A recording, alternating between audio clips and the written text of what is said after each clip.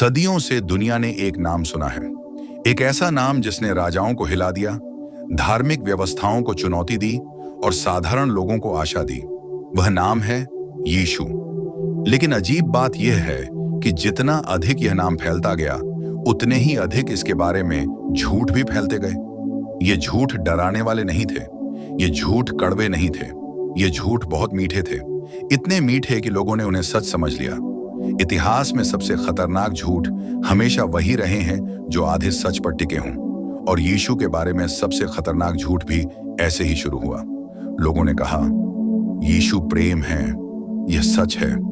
लेकिन फिर कहा गया यीशु कुछ नहीं मांगते, यीशु कभी न्याय नहीं करेंगे, यीशु सिर्फ स्वीकार करते हैं। यहीं से सच धीरे धीरे बदलने लगा, क्योंकि बाइबल का यीशु प्रेम तो है, लेकिन वे सिर्फ प्रेम की परिभाषा नहीं है। वे सत्य हैं, वे मार्ग हैं, वे जीवन हैं। और जब सत्य आता है तो वह सवाल पूछता है। यीशु को समझने के लिए हमें पहले यह समझना होगा कि उन्हें कैसे गलत समझा गया। यीशु एक ऐसे समय में आए जब धर्म व्यवस्था बन चुका था। परमेश्वर का नाम था, लेकिन परमेश्वर की आवाज नहीं थी। लोग नियम जानते थे, लेकिन दया भूल चुके थे। यीशु ने जब बोलना शुरू किया तो उन्होंने धर्म को नहीं, मनुष्य के हृदय को छुआ। उन्होंने बीमारों को छुआ, उन्होंने कोढ़ियों को अपनाया, उन्होंने पापियों के साथ भोजन किया। और यही बात धार्मिक अगुओं को परेशान करने लगी, क्योंकि यीशु उनकी व्यवस्था के बाहर काम कर रहे थे। लोग कहते हैं यीशु कभी कठोर नहीं थे, लेकिन बाइबल में सबसे कठोर शब्द यीशु के ही हैं। उन्होंने कहा कपटी लोगों से सावधान रहो, उन्होंने कहा अंधे मार्गदर्शक, उन्होंने कहा सफेद पुती हुई कब्रें। ये शब्द किसी शांत गुरु के नहीं हैं, ये शब्द सत्य बोलने वाले के हैं। लेकिन समय के साथ यीशु की एक ऐसी तस्वीर बनाई गई जो किसी को परेशान न करे। एक ऐसा यीशु जो सिर्फ आशीष दे, जो कभी जीवन बदलने की मांग न करे, क्योंकि बदला हुआ जीवन व्यवस्थाओं के लिए खतरनाक होता है। जब एक स्त्री को पत्थर मारने के लिए लाया गया, यीशु ने उसे बचाया। उन्होंने कहा मैं भी तुझे दोषी नहीं ठहराता, लेकिन उन्होंने यह भी कहा जा और फिर पाप न करना।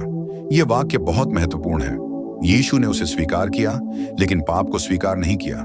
आज का झूठ यही है कि यीशु सब कुछ स्वीकार करते हैं। बाइबल ऐसा नहीं कहती। यीशु मन फिराव की बात करते हैं, यीशु परिवर्तन की बात करते हैं। उन्होंने कहा जो मेरे पीछे आना चाहे वह अपना क्रूस उठाए। यह आसान रास्ता नहीं है, यह आरामदायक संदेश नहीं है, लेकिन यह सच्चा है। लोग कहते हैं यीशु न्याय नहीं करेंगे, लेकिन बाइबल कहती है पिता ने सारा न्याय पुत्र को सौंप दिया है।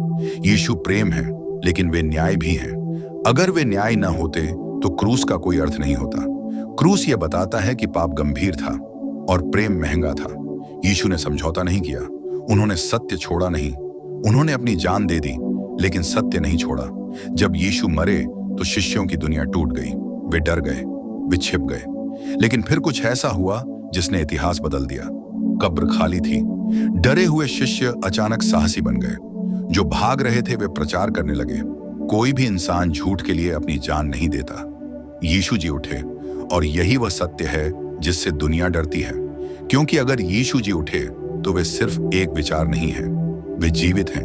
और जीवित सत्य हर पीढ़ी से सवाल करता है, आज भी। आज सवाल यह नहीं है कि आप यीशु को जानते हैं या नहीं। सवाल यह है क्या आप उन्हें सच में सुनते हैं? क्या आप केवल उनका प्रेम चाहते हैं या उनका सत्य भी? सबसे खतरनाक झूठ यह नहीं था कि यीशु प्रेम है। सबसे खतरनाक झूठ यह था कि वे कुछ नहीं बदलते।